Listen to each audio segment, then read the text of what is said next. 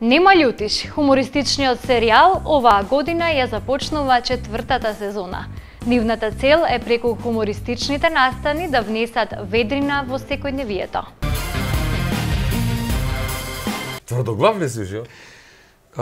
Па преби кажа празноглав него тврдоглав, браќе. Има ли разлика? Празна глава и не е толку тврда.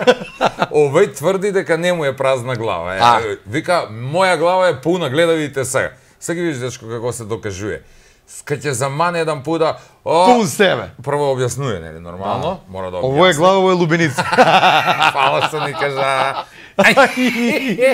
Не бе, брат, нешто. Нашата намера е да ги насмееме луѓето во Македонија со една цел, да ги оттргнеме од секојдневието и дневните проблеми, вели Драган Ивановски, еден од главните иницијатори на хумористичниот серијал Нема љутиш, кој се емитува на локалната телевизија Плюс во Куманово, како и на останатите телевизиски куќи со кои соработуваат. Кои се обидуваме да ги насмееме луѓето во Македонија, бидејќи наистина мислиме дека е доста од тешки теми. Премногу политика, премногу сериозни теми, премногу тежок животот на луѓето, мислиме дека со хумор малку можеме да допринесеме животот да им биде победа. Так. Барем половина час, ако не повеќе. Четврта сезона, првата беше нешто налик на полусезона, почнавме некаде во април, почнавме токму на 1 април на денот на шегата, символично се погоди така. Имавме во таа прва сезона 13 емисии и потоа 2 сезони по 9 месеци. Сега почнуваме, ја стартуваме четвртата сезона со мало задоснување од 1 месец поради изборите и таа гужва што ги следеше. Да. Добро, ние премногу со политика не се занимаваме, имаме малку политичка сатира, но не конкретно кон одредени личности или партии, воопшто за политиката како професија. Инаку, значи четврта сезона која стартуваме сега, имаме доста несено новитети во самата емисија. Веќе повеќе акцент ставаме на скечевите. Имаме некои нови рубрики за кои се надеваме дека ќе бидат освежување во емисијата и дека ќе придонесат таа да биде уште поприфатлива за гледачите. Инаку иницијатор на емисијата сум јас, идеен творец на емисијата, тука е вмешана целата екипа на нашата телевизија во Куманово на ТВ+, од сниматели до монтажери, тоа е целосен наш продукт. А секако тука и членовите на екипата ми помогна во текот на создавањето на емисијата со своји идеи. Боби и Коки се моите партнери моментално, пред тоа имавме уште 20 актери кои беа присутни во првата сезона. Пијан? Отише дома. После 2-3, кај пијан. Улаза дома и жена му вика, куде сте до сега? Леле, жено, што да ти кажу, нема да ми веруеш што ми се деси. Не е битно што ти се е десило, веруј ми. Битно е што ќе се деси сега.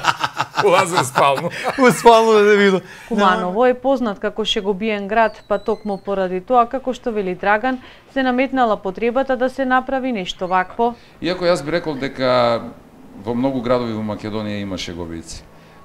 Секој град си има нешто свое, нешто интересно. Јас кога одам во било кој град, наидувам на луѓе кои што навистина на некој начин преку нив можете да го видите и белегот на градот и духот на градот како пулсира. Значи секаде има шеговени луѓе кои навистина се обидуваат, так позитивна енергија имат, едноставно ви е пријатно во друштво со нив. Во Куманово пак луѓето во голем дел се сметат себе како наследници на Батко Ѓорѓе, би рекол, сите се расположени вицеви да кажуваат. Така да во Куманово многу тешко да кажеш вици да бидеш добар во тоа. Има многумина кои воопшто не се актери, кои ги немате видено никаде во ниту една емисија, кажуваат извонредно вицеви. Меѓутоа појавувањето пред камера им представува проблем. Вака во друштво се многу добри во тоа.